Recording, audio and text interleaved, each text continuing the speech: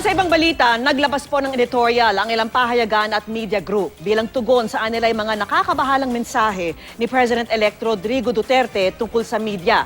Ang pagsabi ni Duterte na kaya namamatay ang maraming taga-media ay dahil korap, tila pagkutya raw sa alaala ng halos 200 journalist na namatay sa pagtupad ng kanilang tungkulin mula nang maibalik ang demokrasya noong 1986.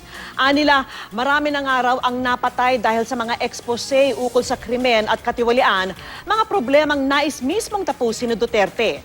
Aminado ang mga media organization na may problema ng korupsyon sa media. Pero may papel daw ang papasok na administrasyong Duterte para tapusin ito.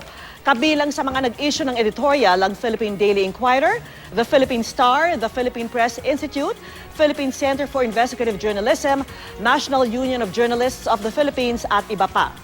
Kinukuha pa po namin ang reaksyon ni President-elect Duterte sa editorial na ito.